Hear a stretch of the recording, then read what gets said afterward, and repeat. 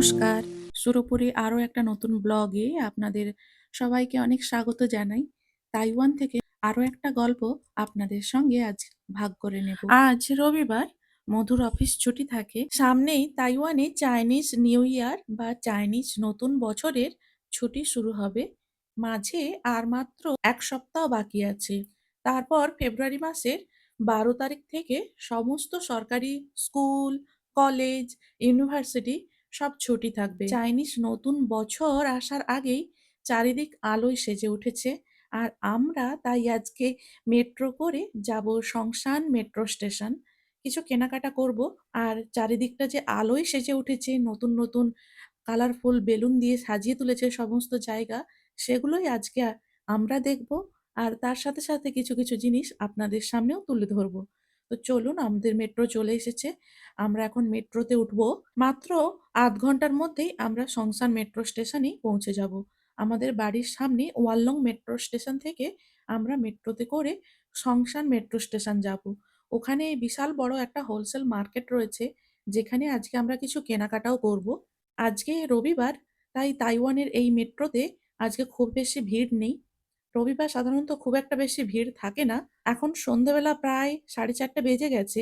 আমাদের মেট্রো চলে এসেছে। আমরা এখন মেট্রোতে উঠবো। মাম্মা, ওর বাবা, ওরা লাইন দিয়ে দাঁড়িয়েছে। এখানে প্রত্যেকটা মেট্রো স্টেশনেই সবাই লাইন দিয়েই দাঁড়ায়। একজনের পেছনে আরেকজনকেই দাঁড়াতে হবে। তাড়াহুড়ো করে কেউ একে অন্যকে ঠেলাঠেলি করে উঠতে পারবে না।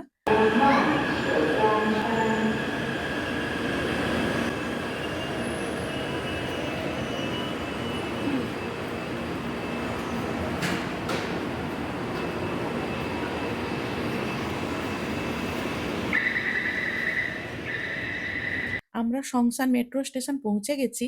মেট্রো স্টেশনটা এতটা বড়, যেন মনে হবে বিশাল বড় কোনো এয়ারপোর্ট। আমরা এখান থেকে বাইরে বেরোবো। আমাদের যেহেতু স্ট্রলার রয়েছে, তাই আমাদেরকে এলিভেটর দিয়েই ওঠানামা করতে হয়। আজকে এমনিতেই ওয়েদারটা খুব একটা ভালো না। বাইরে ঝিরিঝিরি বৃষ্টি হচ্ছে।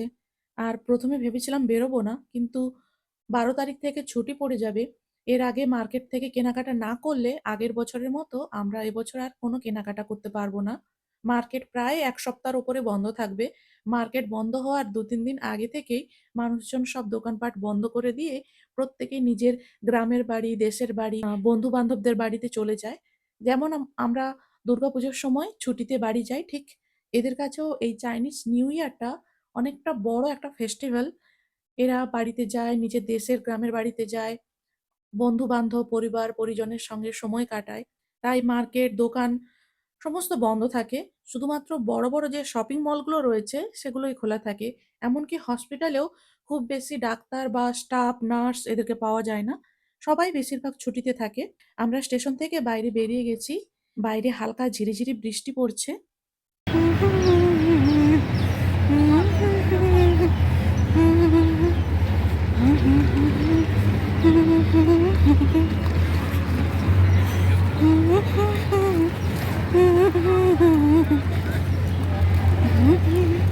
ওই যে অনুষ্ঠান একটু দেখবো।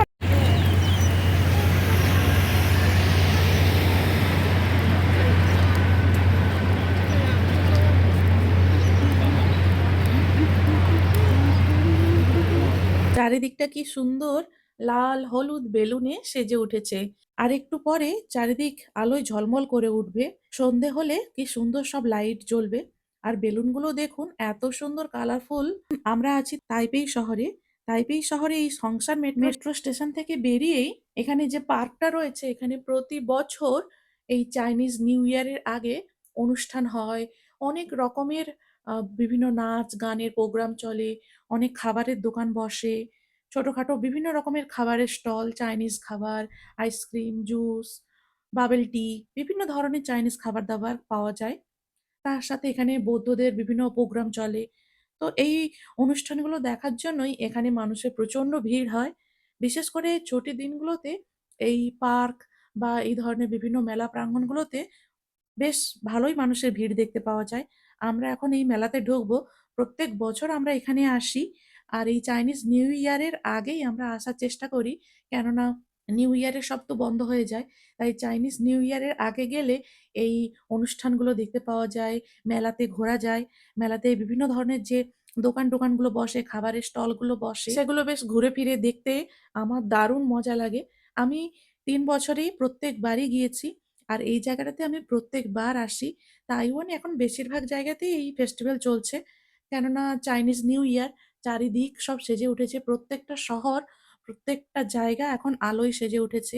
বিশেষ করে বড়, বড় পার্ক যেখানে প্রত্যেক বছর অনুষ্ঠান হয়, ওরা তাদের টাইম মতোই সমস্ত আলো, লাইট, প্যান্ডেল এই সমস্ত ছোট, ছোট খাবারের স্টল দিয়ে সাজিয়ে তোলে।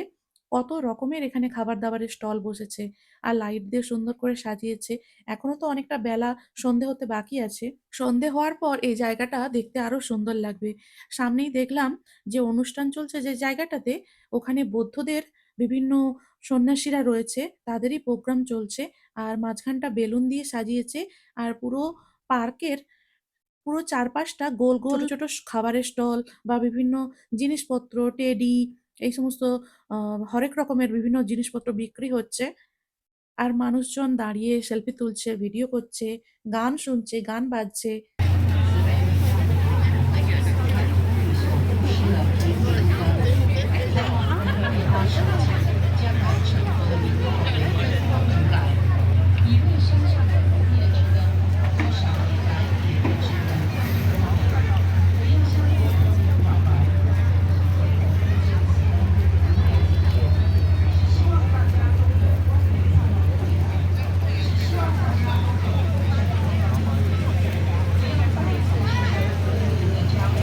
আমরা এখান থেকে যাব মার্কেটে, সংসান মার্কেট বা উফেনপু মার্কেট। ওখানে আমরা কিছু কেনাকাটা করব। বছরের সেল চলে, নতুন বছর আসার আগে পুরনো জিনিসপত্রগুলো বছরের যে সেলটা হয়, বছরের শেষে জমা জামাকাপড় ওগুলো সব ওরা কম দামে বিক্রি করে দেয়। ঠিক আমাদের অনেকটা ওই চৈত্র সেলের মতো। তো আমরা প্রত্যেক বছর এখান থেকে কেনাকাটা করি। এই বছরও এসেছি। তাই এখান থেকে আমরা যাব মার্কেটে, মার্কেটে কিছু কেনাকাটা করে তারপরে আমরা বাড়ি যাব। জায়গাটা এত সুন্দর লাগছে, এখান থেকে ছেড়ে যেতে ইচ্ছে করছে না। আর আমাদের মাম্মা, ও এত মজা পেয়েছে। বিশেষ করে ও ঘুরতে বেরোলে ভীষণ আনন্দ পায়।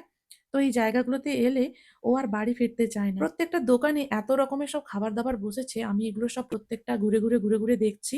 চলুন, আমাদের এখানে ঘোরা প্রায় হয়েই গেছে। আমরা এখন মার্কেটে যাব।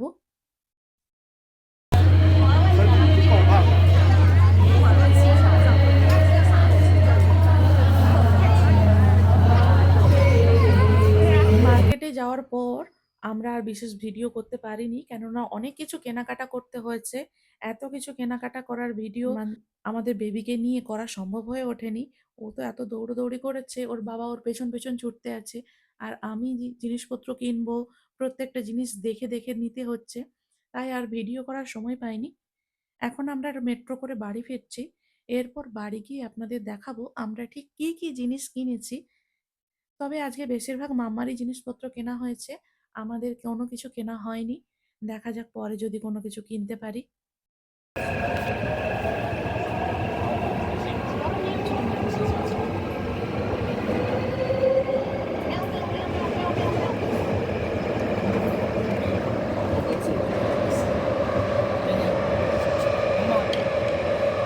কি করছো বেবি? সব বের করে ফেলেছে, সব জামা বের করে ফেলেছে। আর নেই, আর নেই যে একটা, সব জামা বের করে ফেলেছে। এবার একটা একটা করে রেখে দাও। এই যে একটা জামা, জামাগুলো দেখাও এবারে কেমন। এই হলো আজকে আমাদের কেনাকাটা। মাম্মা এগুলো সব দেখে নিয়েছে প্রত্যেকটা বের করে। এখন এগুলো সব ওয়াশিং মেশিনে দিতে হবে। তো আজকের মতো টাটা, দেখা হবে পরবর্তী ভিডিওতে।